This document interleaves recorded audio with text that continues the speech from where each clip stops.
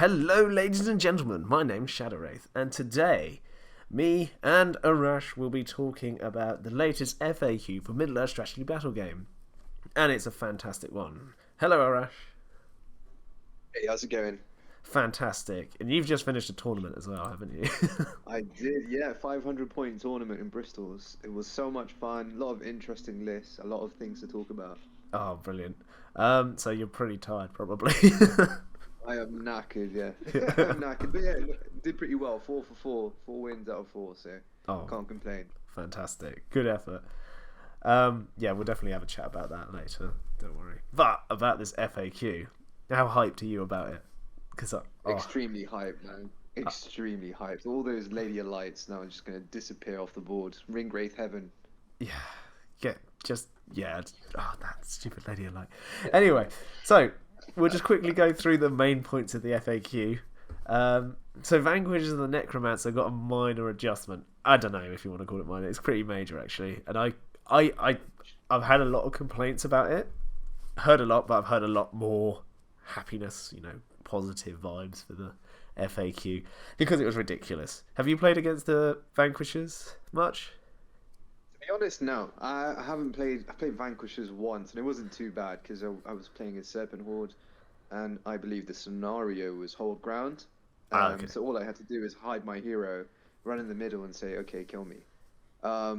Because there's not much they can do. I mean, you can channel Instill Fear, etc. I had some watchers, so they just resisted it, and eventually it was a good win. But there were instances where you can charge one of them.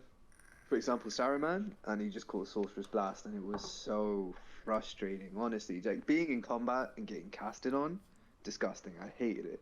Yeah, I played against it a few times, and it was ridiculous. Nature's Wrath whilst in combat it was just horrific. And it's like two of their casters have... No, it's Wrath of Brunnian and Nature's Wrath. So you got two similar spells, kind of.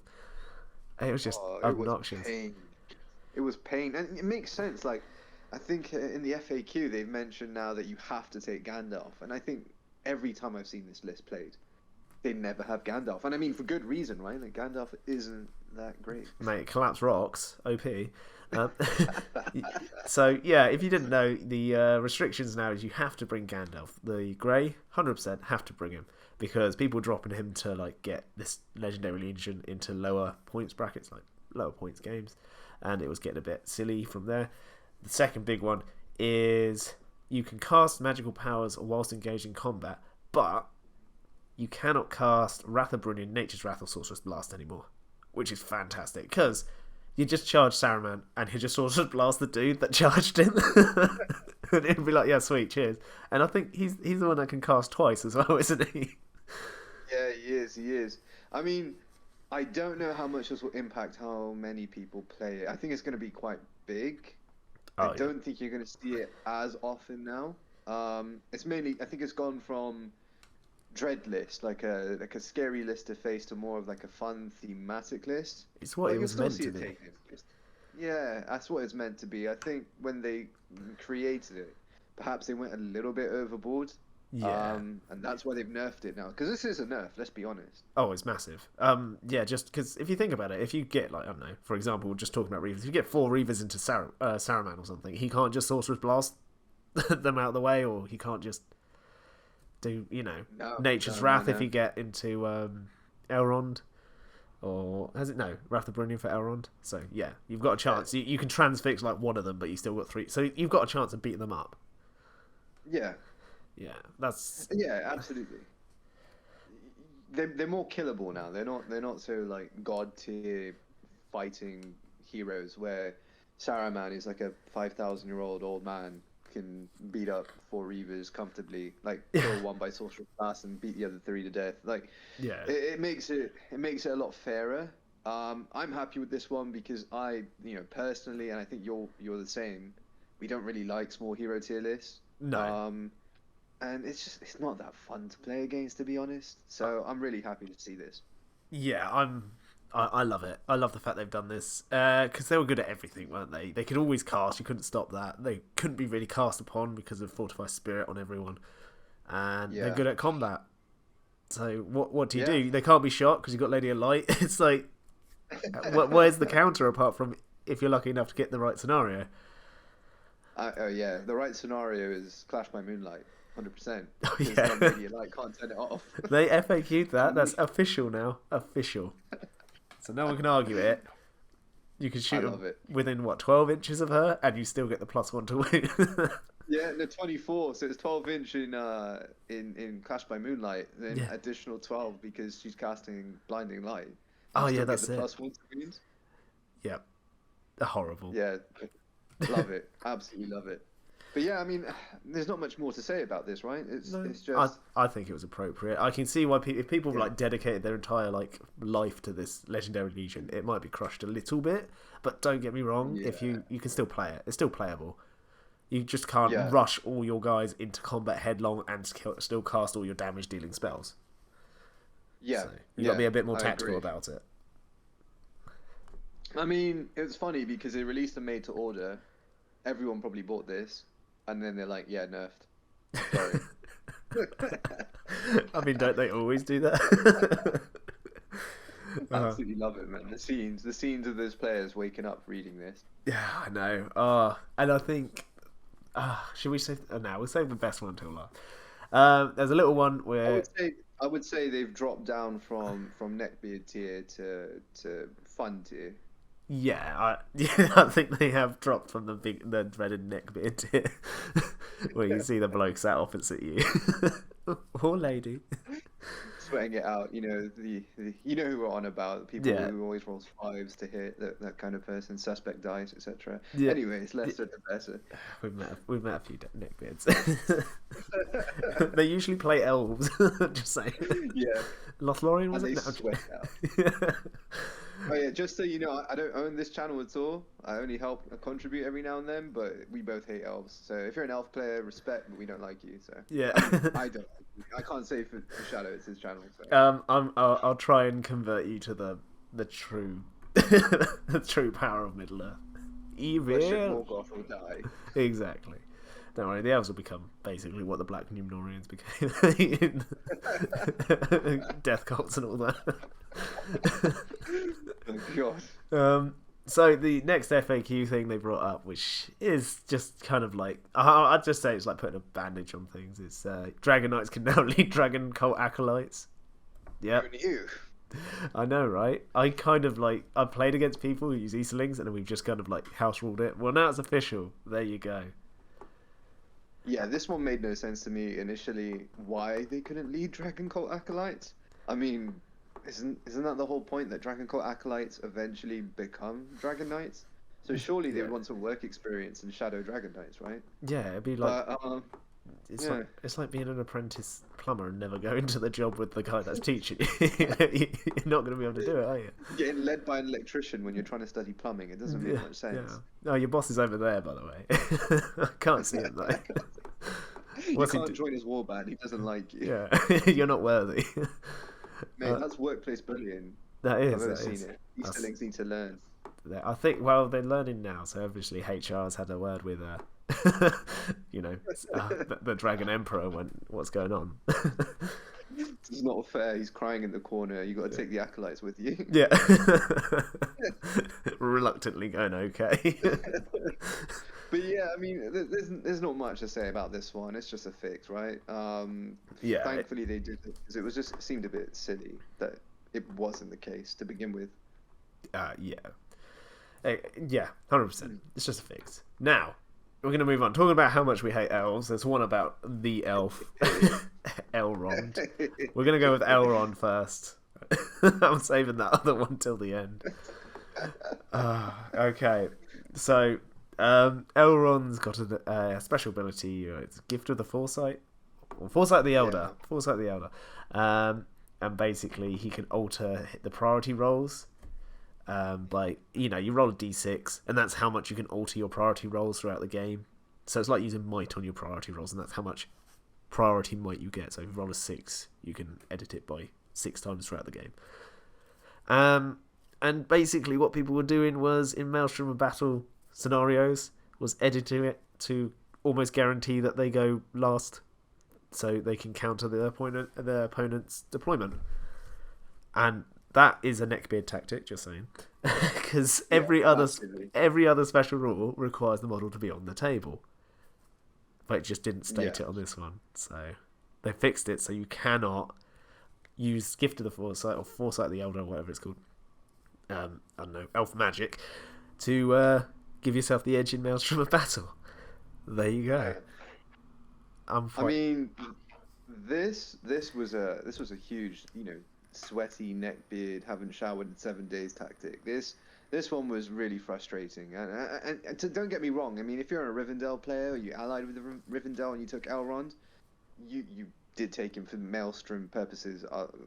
Not just Maelstrom purposes in the case that he has these foresight points, right? Yeah. And I've played Rivendell quite a few times competitively, and it's been Maelstrom, and the amount of times these foresight points before you even deploy has swung the game in the opponent's favor in the initial stages is really frustrating, and it doesn't. I'm really happy with this FAQ. Yeah. Just because, number one, Elrond has to be on the battlefield, so it gives you some idea of essentially where your opponent's going to turn up and how you can, advance your own strategy to win in that matchup. And it was also more thematic because I don't like the idea that Elrond's just off the battlefield dictating things when it's an on the tabletop game, right? So it's a small one, but it's a big one in my opinion. Yeah, absolutely. When I say it's a neckbeard kind of like tactic, I'm all good with like rules. If you've got a powerful rule, you've got a powerful rule. But this is one of those things where you could argue it, because all other abilities require you to be on the table, and people arguing that no, this one doesn't state you have to be on the table. When obviously, in my opinion, rules is written, and I've played Rivendell Knights, and I sided with my opponent going, no, I've got to be on the table because that's how I think you should be. Yeah, that's that. I think that's the issue with it. But in a tournament, when you're going full hard competitive, I'm gonna win kind of thing, would you argue the point? Maybe. I can see why people would argue it, but at the same time, a bit of sportsmanship, I would say, goes a long way, especially with things like this where you've got rules as intended, rules as written kind of thing. That's what I don't like. No, Karen. No, I was going to say, once you start seeing Elrond on the top tables and it's a Maelstrom deployment matchup, you're going to get people arguing that, I can use this ability off the battlefield because it's not clearly stated. So now that it is, it's a massive help as well. And it really does, give you a chance when you're fighting Rivendell. Because when you're fighting Rivendell with Elrond, chances are they've got like 7 or 8 knights as well. Well, that's the thing. They've got probably one of the best lists in the game, which is the Rivendell Knight list. And having this on top of that is just, it was too much. Like Wolves of Isengard have got this, but that's because they're Wolves of Isengard. They're not Rivendell Knights. Sharku's foresight points. Yeah, he's better than Elrond. He just chooses. I mean, he just smokes some Hobbit pipe weed and just has hallucinations, and then he knows where to come on. Exactly. It's really easy. It makes sense. Yeah. But we don't condone drug use, by the way. No. Only Hobbit drug use. Yeah, so if you're a Hobbit or live in Middle Earth, then go ahead. If you don't, then, I mean, yeah. You know the rules. Damn Hobbits. I've had enough Hobbits for one day. Oh, I can't. Like, Hobbits, just on a side note, just a quick one. Hobbits are one of those factions that I get why people play them and paint them, because they're quite cool to look on the table and stuff like that. But I don't particularly like them just purely for the fact that they break my immersion. Because when I'm bringing 𝐶𝐞𝐜𝐿 𝐕𝐢𝐝, for example, and I'm fighting hobbits, like, really? They're band together to fight against all this? Or you got Sauron on the table and you see the hobbits fighting or trying to fight Sauron? You're like, yeah, no. Well, that's what Sauron thought, right? He was like, hobbits ain't nothing, and then he ended up killing him. Like, don't underestimate hobbits at your own risk. They are good. I think it's bodies and shots. I'm tired of people trying to convince me that hobbits are good. I wouldn't underestimate them, but I wouldn't say they're good at all. I think it's just the bodies and the fact they're 4 points or something each, and they've got 3+ shoot value. That just makes them. Okay, they're 4 points each, right? But for 5 points, I can get an orc at defense 4 with a pick. Ah, I would man, take the fight 3, strength 3 with the chance to go to fight 4. I would take the orc. man. And to be fair, if you've got a good amount of terrain on the table, I think that just shuts down like the 3+ shoot value thing anyway. Exactly, yeah. Anyway, that's a side tangent about. We'll talk about that in the next video when we talk about the tournament. But yeah, I mean, tell me what you think of hobbits in the comment section down below. If you play them, fantastic. Tell me what your experiences are. Do you? It's probably quite cool to see a hobbit sheriff like take out like an urukai, but yeah. This is the big one that I'm going to talk about, and then we'll talk about some minor ones after. But this is the big one. Okay, the big FAQ, the one that I've had the most mixed comments about, and you can tell who the evil players are and who aren't by how they respond to this. Galadriel, Lady of Light. Oh, I hate her so much. She's such a cool character in the film, don't get me wrong, but oh, go away. Oh, so she bad. Yeah. Well, now you can't take her on her own and as part of a alliance of convenience anymore, because she's a hero of what, fortitude now? Fortitude. She's been downgraded. Yeah, and that's stopping people from just one dropping her in their list. Thank you. I need those neckbeard tears. I need all of those neckbeard tears in my cup. Yeah, because Sustain me.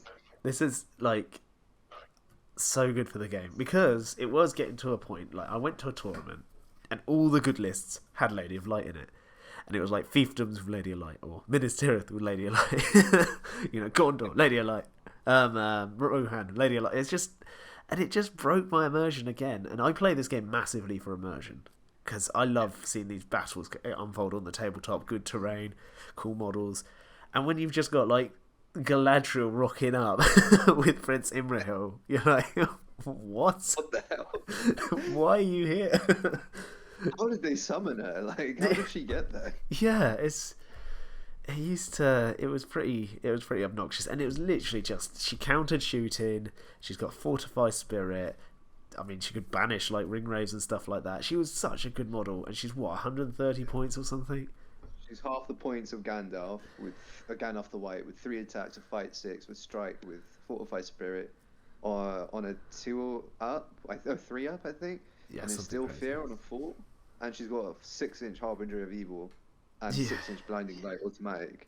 Yeah, I mean, come on, 3 points, 130 points, like literally almost half the points of Gandalf the White. Yeah, it was ridiculous. And don't get me wrong, people who brought her to your tournament games, I get why you brought her, but it wasn't good for the game, I don't think. And that's not just because I'm an evil player, but when you've got one model that comes in every list, you know you've got a problem. Because Middle-earth is fantastic in the fact that I see so many different types of lists, so many different variants of the same type of army.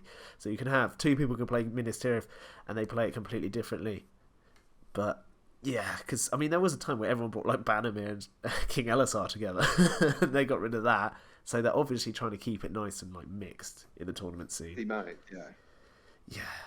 Yeah. So. I mean, what can I say about this, right? It's brilliant. Like, obviously, as an evil player, it's now open season on everyone on the good side with Ringgraves. Like, the Black Riders are coming out again. Literally going ham on everyone. Like, you can try and fortify spirit. Bannermere, Elisar ain't gonna work, right? You're getting double transfix, sap wheeled, black darted. There's nobody can save you now. It's literally open season, and I'm loving it. Yeah, the Wraiths are back. I'm so happy because I mean, look at my name, Shadow Wraith. I bring a Wraith to every like event I can, pretty much. I love ring raves. No, it's not always Black Riders. Obviously, they're getting a bit tiresome, to be honest. But yeah, when you've got Angmar running around and you've got the Witch King on Felbeast and you see the Lady of Light with like fortified spirit, I don't know, King Elisar, you're like, oh god, there's literally nothing I can do. I mean, there's something, but it's not it's not going to be a fun experience, you know what I mean? It just completely takes you out of the immersion. Yeah. And that was my main issue with it. It's just she just doesn't fit with like Rohan. I saw a list once where it was like Rohan, Wild Men of Druidan, and like, was it Lady of Light? It just didn't make any sense. It's pointless, right? Like, and that's the thing. I just think people, and I look, I don't want to be disrespectful here, right?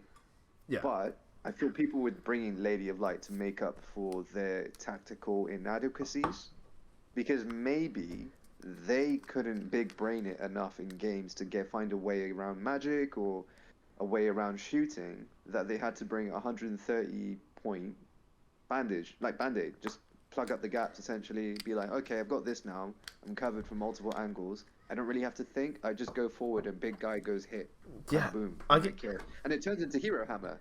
And that's not what this game is about, right? No, not at all. It's more nuanced. I think taking Galadriel out, sorry mate, last thing, taking Galadriel out just completely balances it, and I think you're going to be able to tell the more skilled players now from the ones who just brought her along were like, haha, now I just do Hero Hammer, essentially. I get what you mean. She did everything. She was good at casting, so she had good spells. She made your heroes pretty much untouchable unless you want to get them in combat, and she stopped shooting. So there's two big things: your hero getting stopped by magic, which is what evil does to counteract good's big heroes. Because bar Azog and Bolg, pretty much, we don't have like super massive hitty heroes that much, do we? That's all. I mean, Razgoosh just hits pretty hard now. I love him. Oh, but Razgoosh. That's a different video. Yeah, Razgoosh, my boy. He's up there with my favourite orcs now.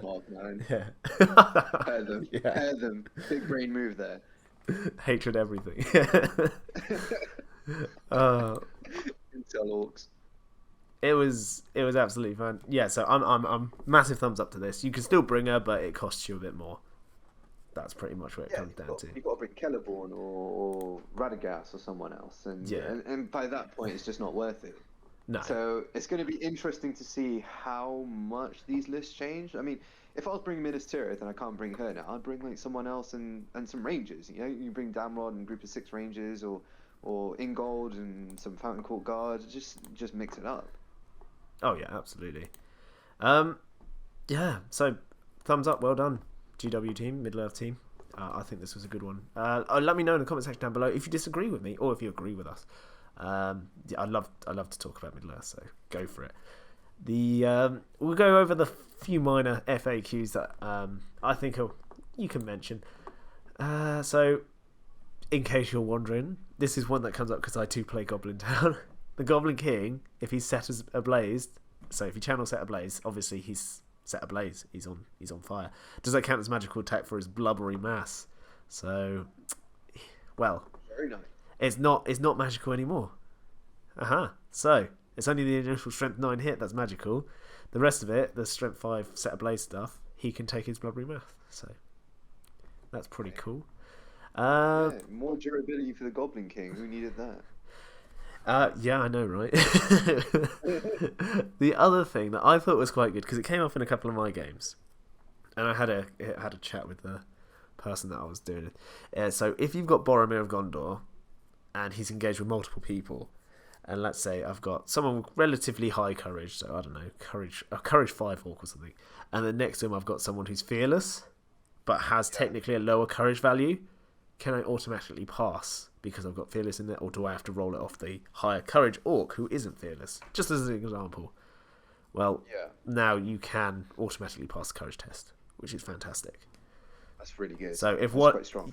So if one of your orcs is within fury range, you don't have to take the courage test off your orc captain, basically, who's in combat with Boromir. That orc who is in fury range can automatically pass it for you. Love it. Yeah. Anything to buff evil. Anything for evil, I'm happy with. We need it. There's one more evil thing, I think. Let me find it. What is it? Something to do with a mummet, wasn't it? What? It can't be compelled off the board now. Yeah, something like that, wasn't it? Can models enemy troops? No. Yeah, something like that. Yeah. So, whilst I look for it, there's a couple other bits. So, like the Golden King, his ability, the riches beyond belief or whatever it's called, that lasts for the whole turn. So they just cleared that up. Amazing. Is that not how it always worked? I don't really use them, to be honest. I thought it was. I mean, I've only ever used him in meme lists where you bring like a catapult, the Undying, and like the Golden King, and then you can just like make Aragorn right at the first turn. I absolutely love it. That's hilarious. Oh. People get so angry because they don't know that's what's happening. Ah, okay. So, in what situations can models move off the board? A model may only move off the board in scenarios that specifically allow it to, or if it has a special rule that permits it to do so, such as Warbeast, that is stampeding. So they can still stampede off the board. Models may only ever move off the board voluntarily, and may not be forced off the board by effects such as an enemy model. The effects of an enemy model, such as command, compel, magical power. Models cannot back away off the board either, so you can't compel that Mummock off the board anymore. Happy days. No, which is brilliant. Yeah, that's fantastic.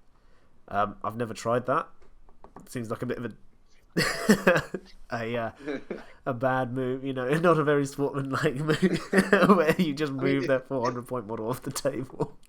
If you're intentionally moving your Mummock that close to the board edge, you're asking for trouble. Yeah. In my opinion, run them down the middle, kill as much as you can. Mummocks aren't tactical creatures. If you do use them tactically, get in the comments, tell us how. But generally, it's just one of those ones where Mummock goes boom, and it's fun to watch. I love it. I love Mummock so much because, I mean, can a Warbeast trample an invisible model? Yes, they can. I just read that. Love it. Can a Warbeast be made to leave the board by means other than stampede? Nope, they can't in any way at all. Can a Warbeast be affected by special rules that force it to move, such as the Wood Elf Sentinel? Wait, what? Can a Warbeast be affected by special rules that force it to move, such as a Wood Elf Sentinel's, whatever it's called, or a Dead Marsh Spectre fell light is upon them? No. No. Wow, that's good. That is very good. Yeah, that's very good. Yeah. Mummock no scared. So Mummocks are getting better. I like that.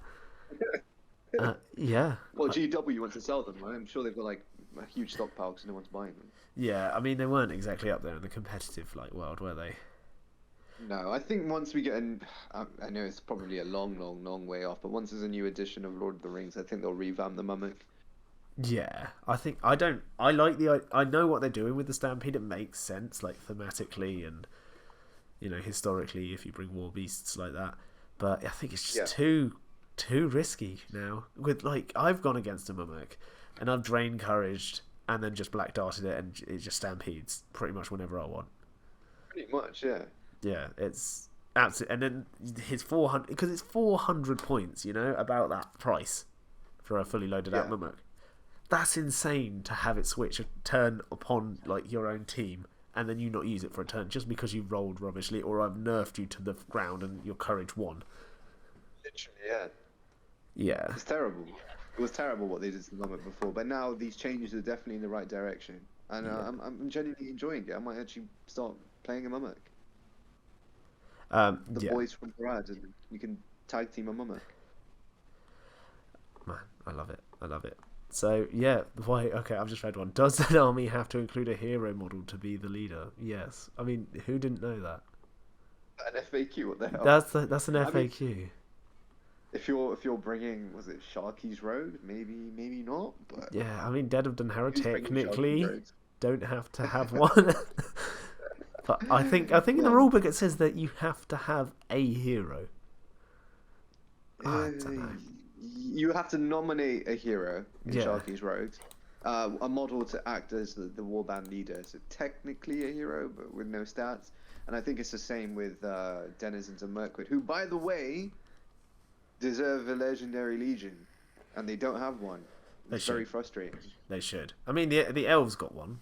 Mirkwood elves, so come on. Yeah, the elves get everything. And elves are 9 points. They're still a travesty. The fact that how is my Mordor Orc with Shield the same points as a Rivendell elf? Oh, it hurts me. It doesn't make sense, and they can hand in a half a sword if they need to. Yeah, they're +1 to courage 5. They fight 5. Elven made weapons. Just go away, elves. That's why I'm so happy with Razgush. But again, another video for another time. Yeah, but that's pretty much all the FAQs I wanted to bring up. Any I've missed that you can think of, Arash? Not off the top of my head. I mean, overall, what the team's done with this new FAQ is brilliant. And it's brilliant because I know how many people use Lady of Light in their armies and they don't think about it. And now they're out of their comfort zone. I want to see how they adapt. And honestly, I'd say about 70% of them are not going to adapt well, and it's going to be hilarious. And I can't wait to see it. I think. I mean, I was getting worried a little bit about Middle Earth because I was seeing the same hero in every list, and that shouldn't be possible. Like every list, come on. And it was getting very hero hammery, and like this is coming from someone who plays Black Riders. I know I play Black Riders, but they're not quite slam forward, kill an entire army. They're very guerrilla warfare, I find, and they are powerful. Don't get me wrong, and I can understand that people don't enjoy playing Black Riders, so I don't bring them that much anymore. But it goes for the same way if you're bringing a fully hero list as well. I think I find it less enjoyable to fight a fully hero list. Just because I like the idea of two armies clashing on a battlefield. I think it's more tactical, rather than having Thorin and like a couple of his boys go punch things in face. Lord of the Rings, right? It is Lord of the Rings, and you do play it for those large skirmish battles between different armies, and yeah, there is a place for like Black Riders and White Council and Thorin's company, and it does look really funky on the board, right? Yeah. But I think the mainstay of this game is to have varied armies, legendary legions, and I hope it goes towards only green alliances as well in the future. That's massive. On the board. Sorry, Karen. No, just being on the board, fighting tactically. I love that. Yeah. It's not Hero Hammer. That's one thing I want to see in tournaments, though. And correct me if you think I'm wrong, but I wholeheartedly think that tournaments should limit it to green alliances and legendary legions only. I don't like the soup stuff. I hate it. Yeah, no, I agree. I'm tired of seeing like Isengard and Mordor, or like Arnor and like Rivendell. I mean, you don't see that so much. I mean, you know what I mean, like you got like Lothlorien going in with like some random other faction. yeah, like Dale, or like it's ridiculous. And if there's ever an army of convenience I've ever seen one, it's Thranduil's Halls and Iron Hills. Like they were killing each other like 5 minutes before orcs turned up in the movie. For me, it just shows how much they hate orcs, I guess. But it just doesn't make sense. Orcs are so good. The fact that my orc can kill this 9-10 point elf just because I pierced his strike and rolled higher than him. We'll have to talk about that list another day. 5.6 point orcs with piercing strike killing like a 10 point elf. Like, you're dead. There's 2 of me for 1 of you, essentially. I love it. Well, I'm going to wrap the video up. I just want to say, well done, GW, Middle Earth team. Fantastic job. And just let me know in the comment section down below what you think of the FAQ. Are you happy with it? Are you unhappy with it? And don't just say it's terrible. Please just give even a very short reason. Like, I love Lady of Light. She should be available because she's, I don't know, super good and wants to help the free people of Middle Earth. Anything like that. Whatever. But yeah, thank you ever so much for listening. And thank you, Arash, for coming on again. Always a pleasure. And no worries at all. If you like the video, do consider hitting the like button. And if you're feeling especially saintly today, do consider subscribing. But even if you don't do either of those things, I hope you have an absolutely fantastic day. And I'll see you in the next video. Goodbye.